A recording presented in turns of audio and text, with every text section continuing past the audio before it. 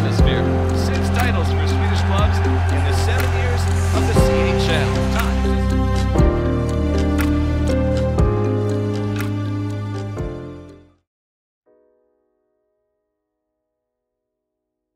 Genom tiderna har det funnits många stjärnor, många profiler och karaktärer i Rögle BK.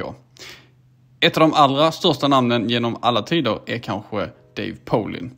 Han gjorde bara en säsong i den grönvita tröjan, men den satte avtryck för resten av hans karriär. Was in every way, and I had never had the pressure put on me to lead a team in scoring. I was always a good player, but when I arrived, Ted Sater said, okay, you have to lead this league in goals. Now, the team had just relegated from Division 2 to Division 1. So it was quite a challenge. And, and I had never led the team in goals. And so I took on the challenge and really focused on hockey aside from school, aside from everything else. And I think I had 4 pretty special line mates when I was over there that I remember well. Each one of them I remember well. And I think of them often to this day. And of course, one of them's son is playing for Rögle right now, and that's Teddy Bertan. And then it was Jim Pearson, of course. And then the winger on the other side was Bengt Bomben Talain, who was quite a character. And Hasse Everett Jansson had come from Division 2 and joined us. But maybe the person I remember the most is Sverker Torstensen.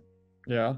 And it was such a big deal when we signed Sverker. And I think of the great athletes, and maybe particularly in football, but that go by one name, be it, Messi or Ronaldo. And I remember they walked in one day and said, we got Sverker. And everybody was so excited to get Sverker Torstensen. Obviously, it was a very different stage in his career. A gentle giant. And I think he had taken an engineering job down in the area, and a family man, and he invited me into his home and to share, dinners with his family. And I think I could picture him so perfectly. So I have really good memories of those days. Dave Poulin kom till Rögle inför säsongen 1982-83 efter 4 år i den amerikanska college-ligan. Han gjorde 55 poäng på 32 matcher och skrev sedan på ett kontrakt med NHL-klubben Philadelphia Flyers. När han summerade sin karriär hade han gjort 724 matcher i världens bästa hockeyliga. From a standpoint of development, Ted Sater was ahead of his time as a coach, and we were doing lots of individual skill development on the ice, which is very, very important now in all levels of hockey, but back then was not as heard of. And we would have 1 practice a week at least where we just did things like skip rope on the ice and all kinds of little crazy little things to get our edges. And he just took it upon individual development and team development. And I think we surprised everybody with how good a team we were. Dave Poulin kom till Rögle i något turbulenta tider. Branden i Ängelholms ishall hade härjat, och när den kanadensiska stjärnan kom till Sverige hade han ingen hall att spela i. And so when I arrived, there was no arena, and plans had been made to play in Helsingborg. And it was so vivid in my mind. It was like everything was going wrong that could go wrong. And I was a very late addition to the team because the import the year before, Paul Tilley, had played so well, but didn't come back. But he didn't tell them till late June, maybe. And so I wasn't going to play hockey. I graduated from the University of Notre Dame, and I was all set to go to work.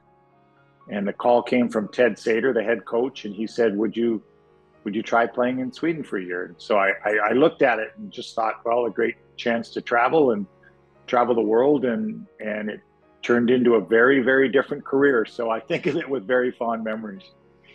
And I remember our first game, Peter, was in Helsingborg, and they didn't know, if people from Ängelholm were going to drive down or if people from Helsingborg would go and adopt the team. And the first night was a total sellout. And we played Hove, and who was a very, very strong team from the north. And we beat them that night, and I think I might have had 3 goals. and it was either our first or second game, and at that point forward, it was just different in the town for me. Even to walk down the street, people were looking at me like we came from Division 2 to Division 1, and now you came in as a new import, and we just beat a really good Division 1 team, and this is all new to us. Idag är Dave Poulin expertkommentator i kanadensisk TV, men han har väldigt bra koll på Rögle ändå.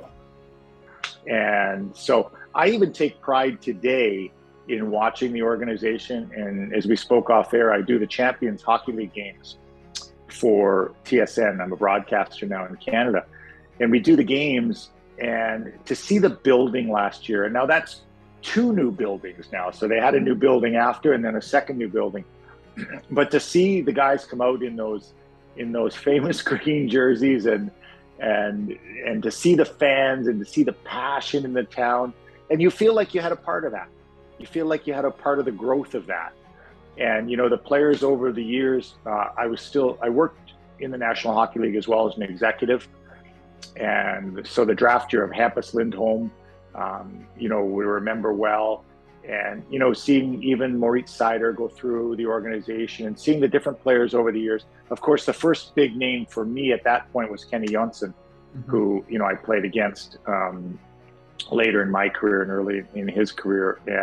But it was just, I think the word pride is the word that jumps out the most when I think of Rögle.